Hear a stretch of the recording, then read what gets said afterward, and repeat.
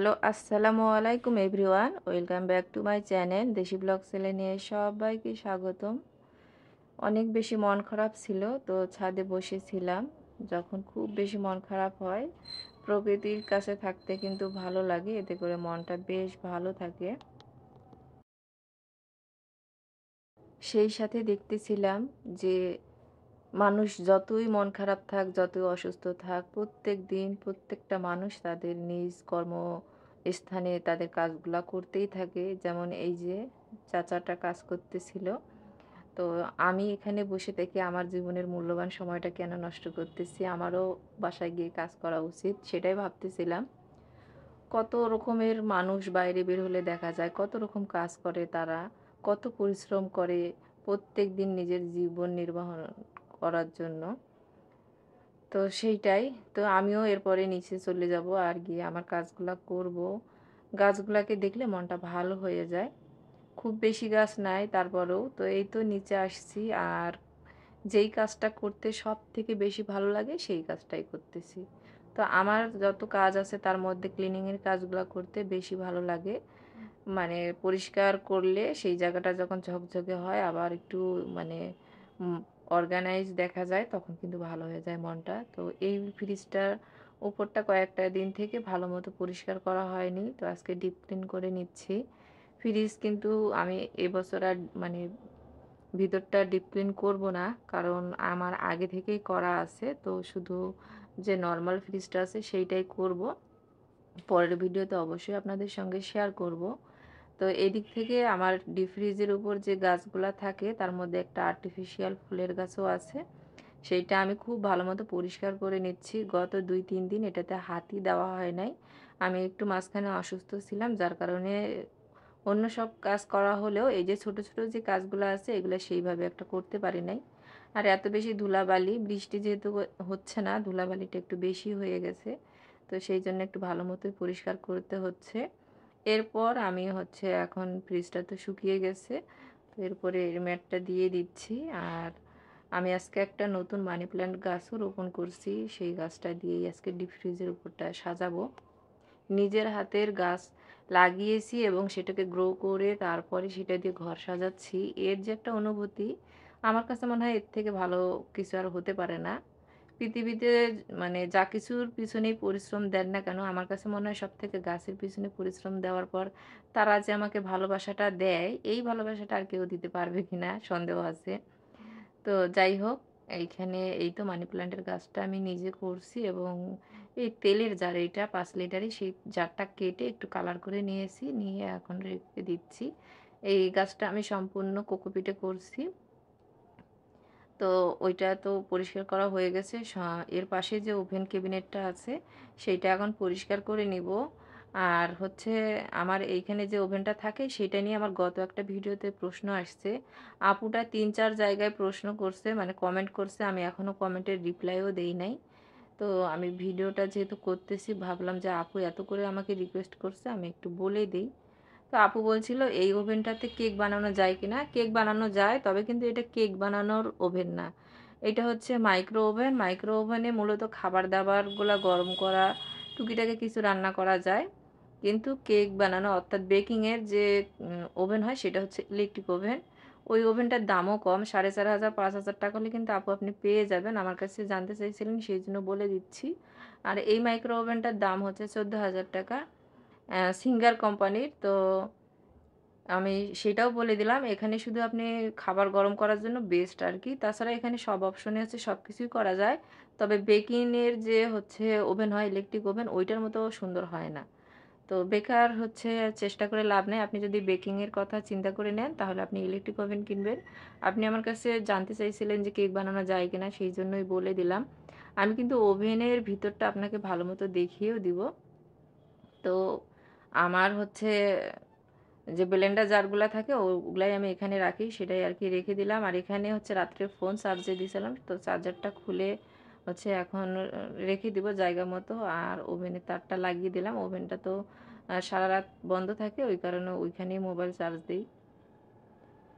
তো আপু হচ্ছে ওভেনটা দেখতে চাইছে, আমি ওভেনের ভিতরটা একটু দেখিয়ে দিব। তো এখন হচ্ছে আমি একটু উপরটা মুছে নিয়ে ভিতরটা দেখিয়ে দিব। আর আগের ভিডিওতে তো আমি দেখিয়ে দিয়েছিও। এইটা কিন্তু হচ্ছে মিডিয়াম সাইজের। তো এটা আমি সঠিক মানে এর মাপটা আমি বলতে পারতেছি না। ব এর থেকে ছোট সাইজও হয় আবার বড়ও হয়। তো সাইজ অনুযায়ী দাম হয়। তো আমার প্রয়োজন ছিল এই সাইজেরটা, এইজন্য আমি এই সাইজেরটা নিচ্ছি এই ওভেনের। তো এটাতে আমার জন্য মানে একদম পারফেক্ট। আর এটা ৳১৪,০০০ দাম সিঙ্গেল কোম্পানির। আরও অনেক কোম্পানি আছে, আপনি দেখে শুনে কিনতে পারেন। তবে যদি বেকিং এর জন্য নেন অবশ্যই ইলেকট্রিক ওভেনটা নিবেন। আর আপনি ওইটা ৳৫,০০০ মধ্যেই কিন্তু পেয়ে যাবেন। আর এখন আমার এটা পরিষ্কার করা হয়ে গেছে। তো এখন একটু মানে দেখতে ভাল লাগতেছে। আর এই কাজগুলা করতে, করতে অলরেডি আমার মনটাও ভালো হয়ে গেছে। এইখানে হচ্ছে একটা ট্রাইপড কিনছি আমি। আমার আগের ট্রাইপডটা একটু সমস্যা করতেছিল। কাজ চালানো যাচ্ছিল কিন্তু কাজের সময় ওটা অনেক বিরক্ত করে। তো সেইজন্য আমি একটা ট্রাইপড নিছি। আর ট্রাইপডটা হচ্ছে একটু বড় সাইজের। ট্রাইপডের দামটা নিছিল হচ্ছে ৳৯০০। আর এর সঙ্গে আরও কিছু টুকটাক ট্রাইপড কিনতে যেয়ে হচ্ছে কেনাকাটাও করছি কিচেনের জন্য। খুব বেশি আহামরি কিছু না। তবে কিচেনের জিনিস কিনতে যেহেতু ভালো লাগে তো সেগুলাও কিনছি। আর এটা দেখাচ্ছি। সেট করে নিয়েছি। এটা কিন্তু বড় করা যায়, ছোট করা যায়। সব ধরনের সাইজে করা যায়। তবে যেগুলা বড় সেগুলা একদম বড় করে রাখাই ভালো। খোলাখুলি করলে বেশি নষ্ট হয় ট্রাইপডগুলা। এটা হচ্ছে আমার নতুন ট্রাইপডটা আর ওইটা হচ্ছে আমার আগের ট্রাইপডটা। এটা আমার নতুন জিনিস তো ব্যবহার করতে একটু সমস্যা হচ্ছে। আর নতুনেরটাও হচ্ছে মানে যে ছোট বড় করা যায় যেগুলা সেগুলো শুধু খুলে, খুলে যায় যার কারণে এটা কেনা। এখন দেখিয়ে দিচ্ছি কিছু কিচেনের জিনিস কিনছি খুবই কম দামে আর খুব ভালো লাগছে জিনিসগুলা কিনে।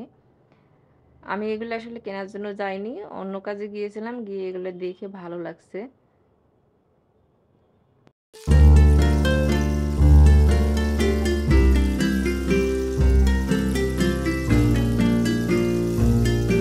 এই পিস দুটা হচ্ছে ৳৭০ করে, ৳১৪০ নিছে। এগুলা কিন্তু ছোট সাইজের। আমার কাছে অনেক কিউট লাগছে এইজন্য আমি এই দুটা কিনছি। এগুলা দেখতে যেমন সুন্দর আর এগুলা কিন্তু সিরামিকের। আর এই বড় বাটিটা হচ্ছে ৳১৮০ নিছে। দামগুলা দেখিয়ে দিচ্ছি। তো এটাও ভালো লাগছে। আর এরকম কিছু বাটির আমার প্রয়োজন। প্রয়োজন অনুযায়ী আমি খুঁজে পাচ্ছি না। তো ওইজন্য একটাই নিছি কাজ সারানোর জন্য।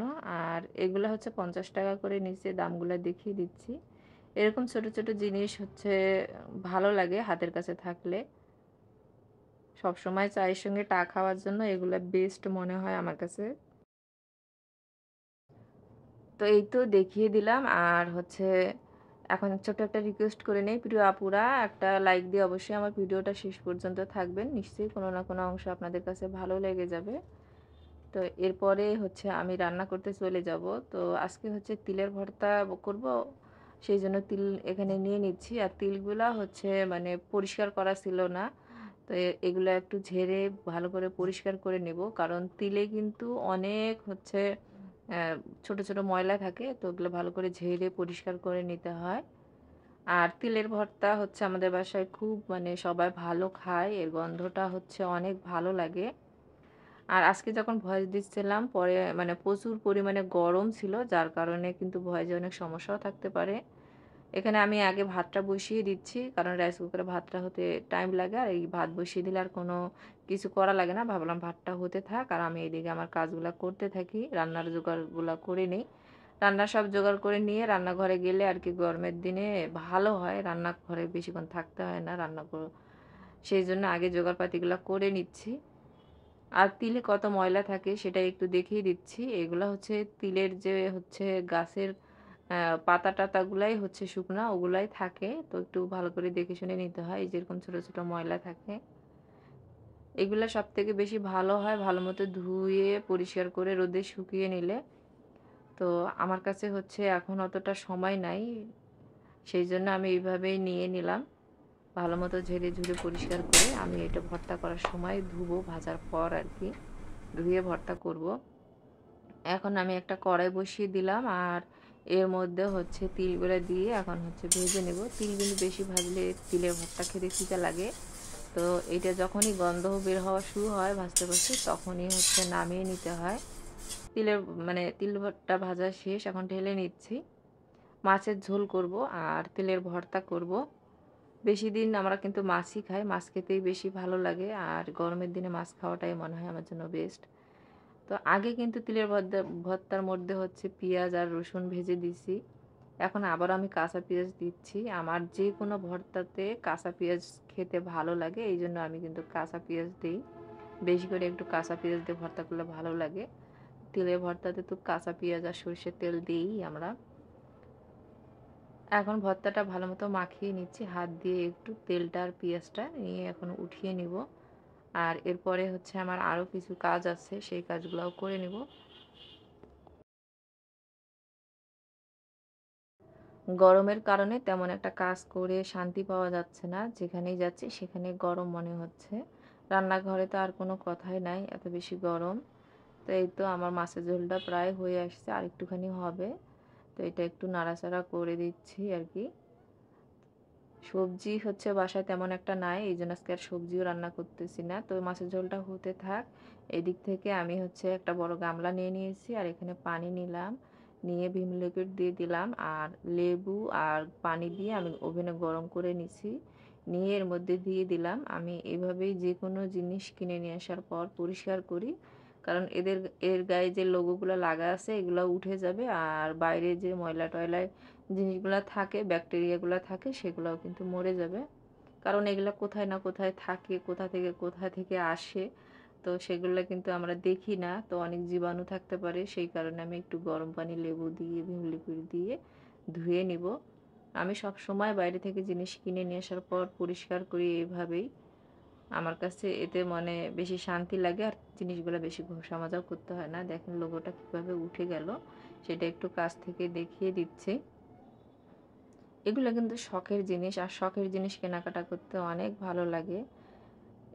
নিজের জন্য যতটা না কেনাকাটা করতে ভালো লাগে, তার থেকে বেশি এই যে রান্নাঘরের জন্য, সংসারের জন্য জিনিস কেনাকাটা করতে ভালো লাগে। আহামরি জানি কিছুই কিনে নিই, তবে যা কিনছি তাই আমার শখের, এগুলাই আমার কাছে অনেক শান্তির মনে হয়। আর আমি জানি আমার অনেক আপুরা আমার উপর একটু রেগে আছেন, কারণ আমি কারো কমেন্টের রিপ্লাই দেইনি বা দিতে পারতেছি না, একটু বেশি ব্যস্ততার কারণে। তো সেই জন্য কিন্তু আমি কমেন্টের রিপ্লাই দিতে পারতেছি না। কিছুদিন থেকে কেন জানি ব্যস্ততা আমার পিছন মানে ছাড়ছেই না, এত বেশি বিজি। আর আমার ভিডিওগুলোও কিন্তু অনেক লেট করে আসতেছে। তো সবাই কিন্তু ভিডিওটা শেষ পর্যন্ত দেখে অবশ্যই একটা কমেন্ট করে জানাবেন। আর আমি একটু সময় পেয়ে নিলেই কিন্তু কমেন্টের রিপ্লাইগুলো আপনাদের দিয়ে দিব। তো আমার যে গুঁড়া দুধ থাকে জারটা, ওইটা দেখতেছি গুঁড়া দুধ শেষ হয়ে গেছে, ওইটাও এর সঙ্গে নিয়ে নিছি যে একটু পরিষ্কার করে নিই। আর এগুলা যেহেতু ভিজে রাখছিলাম, তেমন একটা আর কি ঘষা মাজা করতে হচ্ছে না, আলতো হাতে একটু ঘষে নিলে কিন্তু পরিষ্কার হয়ে যাচ্ছে। আর ওইদিক থেকে কিন্তু আমার রান্নাটাও হয়ে গেছে। এখন রান্নাঘরটা পরিষ্কার করে নিলে কিন্তু আমার আজকের মতো আর কি মানে এখনকার মতো রান্নাঘরের কাজ শেষ।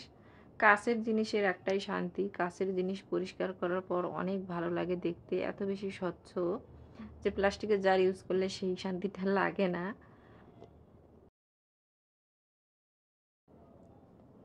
তো আমার আপুরা আমার ভিডিওটা কেমন লাগলো অবশ্যই কমেন্ট করে জানাবেন।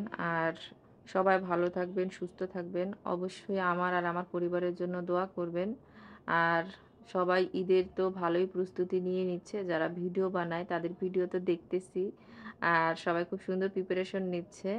আজকের ভিডিওটা আমি এখানে শেষ করে দিচ্ছি। আল্লাহ হাফেজ।